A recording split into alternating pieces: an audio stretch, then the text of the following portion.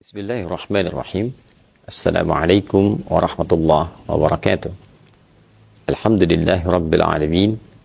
Wassalatu wassalamu ala rasulillahi nabiyyina wa sayyidina Muhammadin al-amin wa ala alihi wa sahbihi ajma'in wa ba'd. Saudara-saudariku, shaimin, as-shaimat dimanapun berada, alhamdulillah kita masih diberikan kesempatan, kemampuan, dan kekuatan untuk beraktivitas dan sampai pada detik yang sangat menentukan perjalanan di bulan Ramadan yang mulia ini hingga tiba di 10 hari terakhir di penghujung Ramadan. Semoga sampai detik ini seluruh rangkaian aktivitas kita dinilai sebagai ibadah yang diikhlaskan hanya kepada Allah Subhanahu wa taala. Semoga doa-doa kita diterima dan dijawab oleh Allah Subhanahu wa taala. Semoga dosa-dosa kita digugurkan dan diampuni oleh Allah Subhanahu wa taala, dan semoga seluruh ibadah yang kita tunaikan diterima dengan penerimaan terbaik oleh Allah Subhanahu wa taala.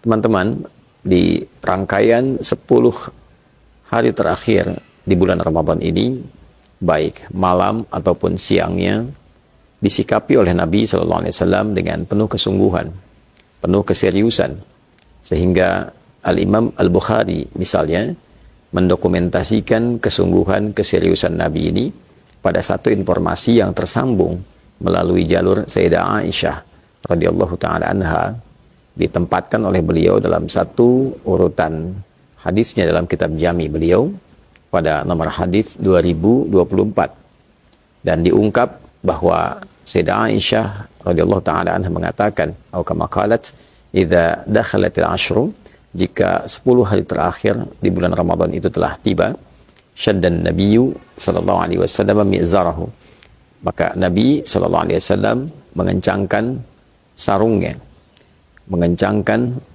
pakaian beliau untuk menunjukkan kesungguhan, keseriusan dalam beribadah, menyingkap berbagai macam kebaikan yang bisa dikerjakan, dan menunda pergaulan-pergaulan biologis dengan istri-istri tercinta, dan mengkhususkan kegiatannya untuk bertakarrub kepada Allah Subhanahu wa taala.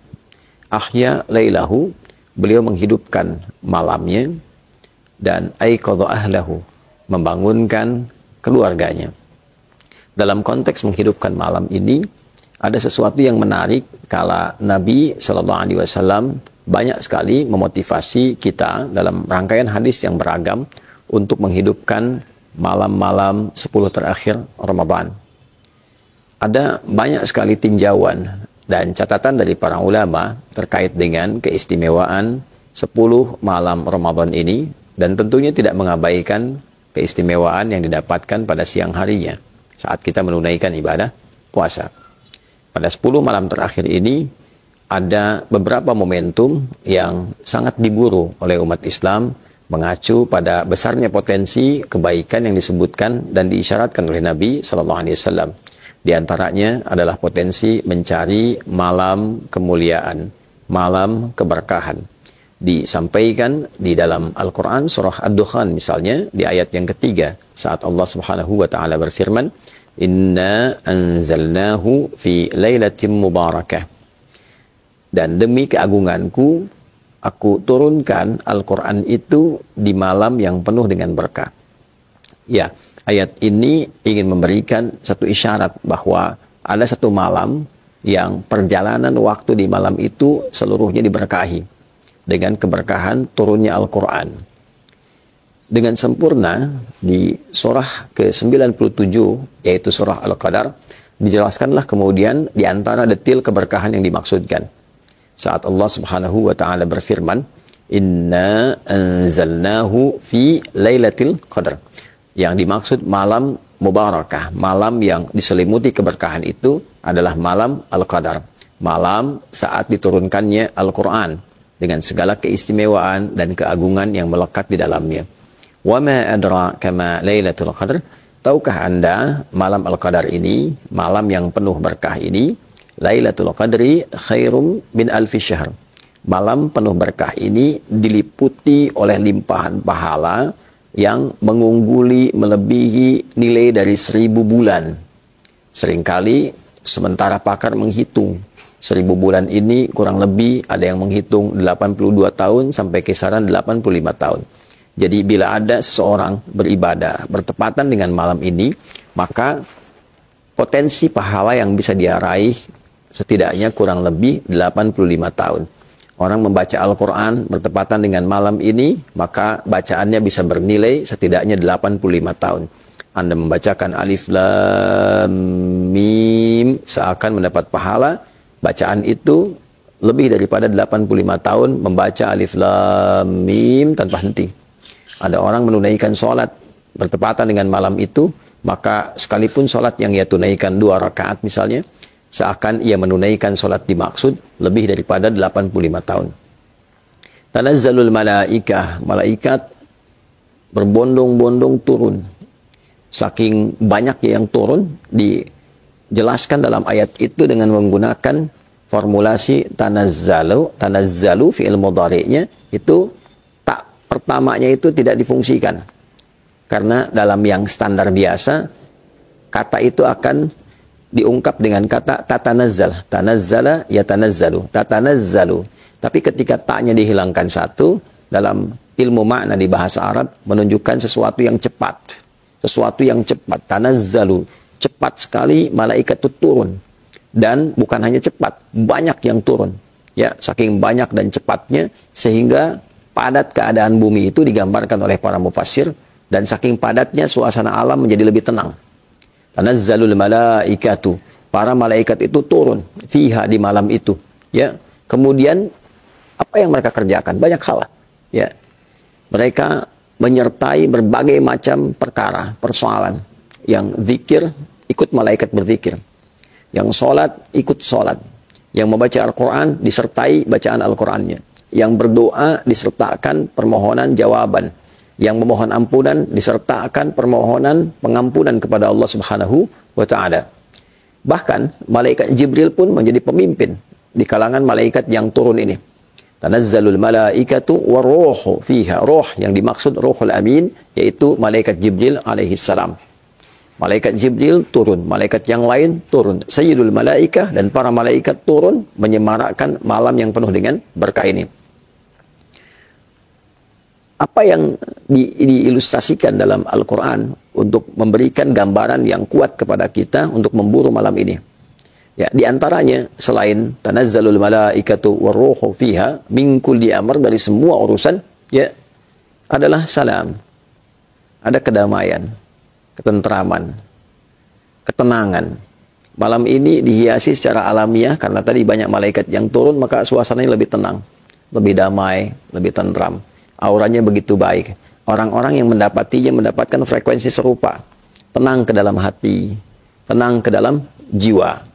Dan ini berlangsung sampai menjelang fajar. Ya, hiya hatta matla'il fajar.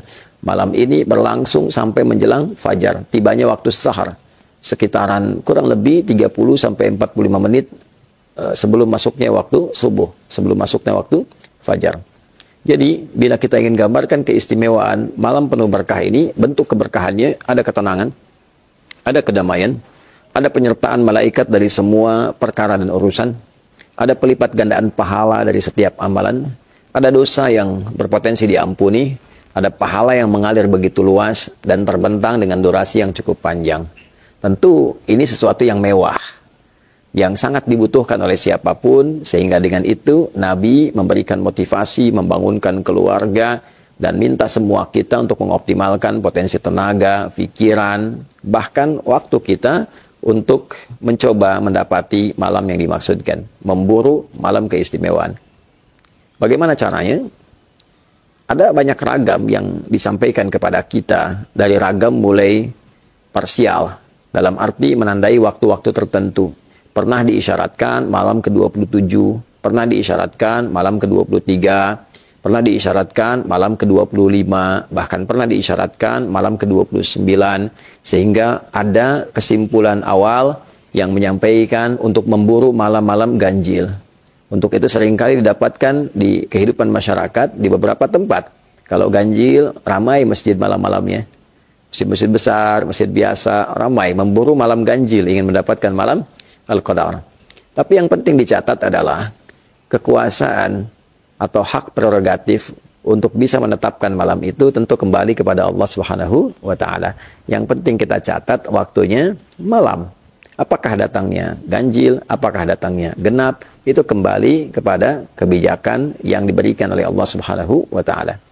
Untuk itu cara paling tepat dan cara paling efektif yang memberikan potensi lebih kita mendapatinya adalah menghidupkan setiap malamnya.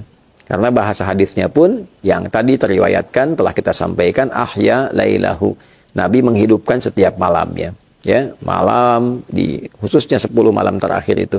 Jadi kalau kita hadir di setiap malamnya, baik itu genap ataupun ganjil, menunaikan amalan, insya Allah potensi mendapatkan malam Al-Qadar itu lebih besar dibandingkan dengan hanya memburu di satu waktu tertentu saja.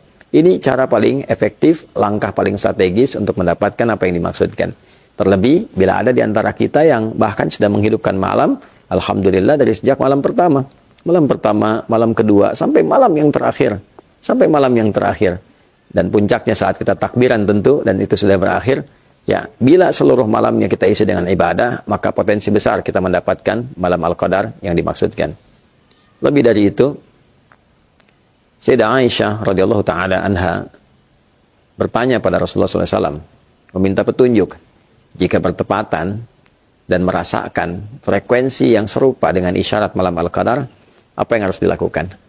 Nah, itulah yang insya Allah kita akan jawab di pertemuan berikut, sekaligus memberikan tanda keberhasilan bagi orang yang meraih malam Al-Qadar seperti yang telah diuraikan.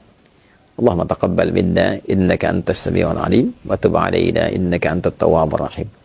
Subhanakallahumma bihamdika nashhadu an la ilaha illa anta nastaghfiruka wa natubu ilaik wa akhiru da'wana alhamdulillahi rabbil alamin. Adi Hidayat, Mira. Assalamualaikum warahmatullahi wabarakatuh.